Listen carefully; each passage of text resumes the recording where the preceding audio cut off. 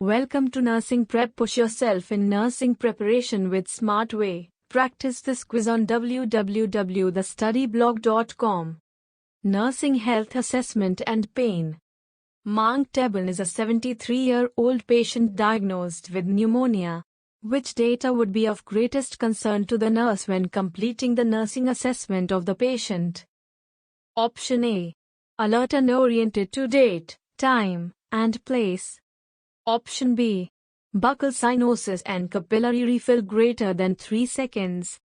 Option C. Clear breath sounds and non-productive cough.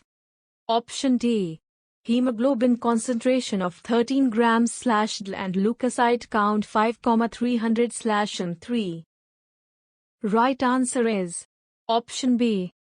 Buccal cyanosis and capillary refill greater than 3 seconds. Buccal cyanosis and capillary refill greater than 3 seconds are indicative of decreased oxygen to the tissues, which requires immediate intervention. Alert and oriented, clear breath sounds, non-productive cough, hemoglobin concentration of 13 grams/dl, and leukocyte count of 5,300/3 are normal data.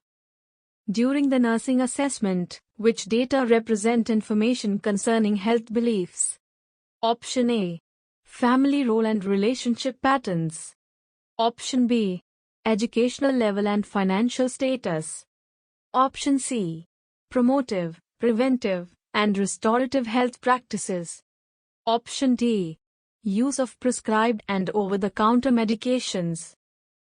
Right answer is Option C. Promotive, preventive, and restorative health practices. The health beliefs assessment includes expectations of health care, promotive, preventive, and restorative practices, such as breast self-examination, testicular examination, and seat belt use, and how the client perceives illness. Use of medications provides information about the client's personal habits, educational level, financial status, and family role and relationship patterns represent information associated with role and relationship patterns. Nurse Patrick is acquiring information from a client in the emergency department, which is an example of biographic information that may be obtained during a health history. Option A. The chief complaint. Option B. Past health status. Option C. History immunizations. Option D. Location of an advance directive. Right answer is Option D. Location of an advance directive. Biographic information may include name, address, gender, race, occupation, and location of a living will or a durable power of attorney for health care. The chief complaint, past health status, and history of immunizations are part of assessing the client's health and illness patterns. John Joseph was scheduled for a physical assessment.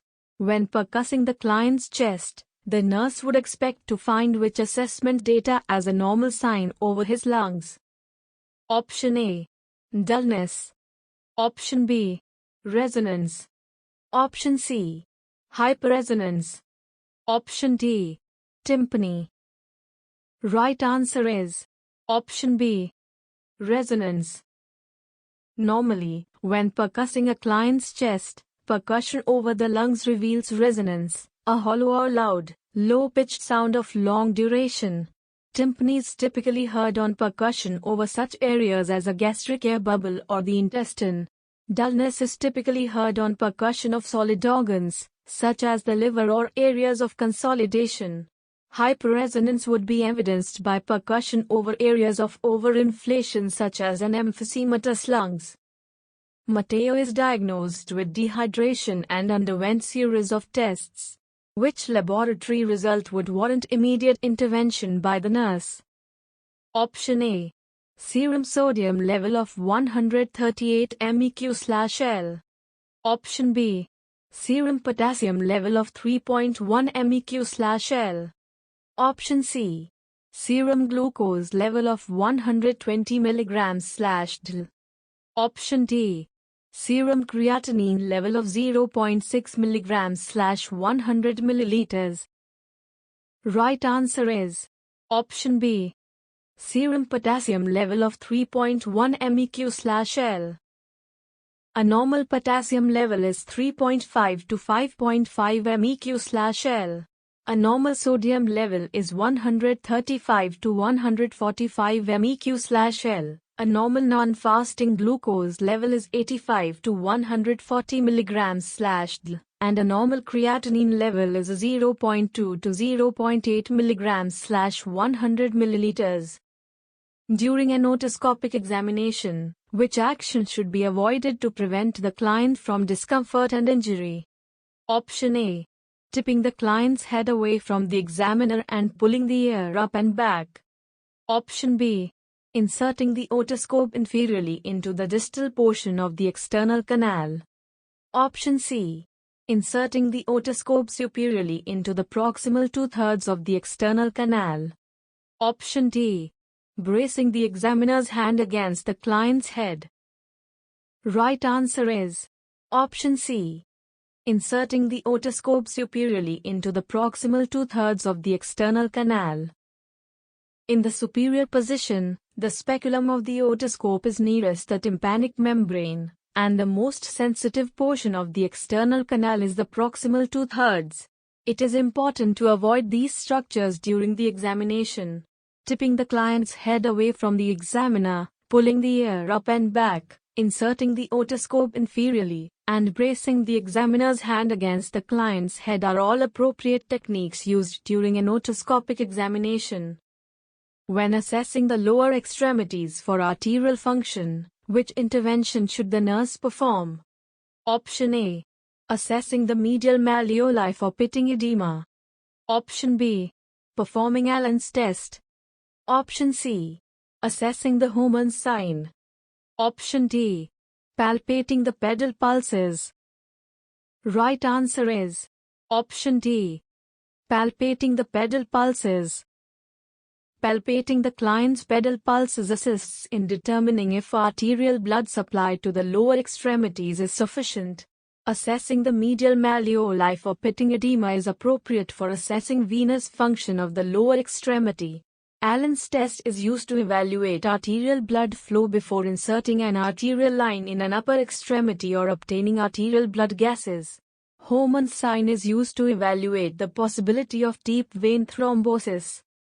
Newly hired nurse Liza is excited to perform her very first physical assessment with a 19-year-old client. Which assessment examination requires Liza to wear gloves? Option A. Breast. Option B. Integumentary. Option C. Ophthalmic. Option D. Oral. Right answer is option D. Oral. Gloves should be worn anytime there is a risk of exposure to the client's blood or body fluids. Oral, rectal, and genital examinations require gloves because they involve contact with body fluids. Ophthalmic, breast, or integumentary examinations normally do not involve contact with the client's body fluids and do not require the nurse to wear gloves for protection. However, if there are areas of skin breakdown or drainage, gloves should be used. Nurse Ronor is about to perform Romberg's test to Piero. To ensure the latter's safety, which intervention should Nurse Ronor implement? Option A. Allowing the client to keep his eyes open. Option B. Having the client hold on to furniture. Option C. Letting the client spread his feet apart. Option D. Standing close to provide support. Right answer is option D. Standing close to provide support.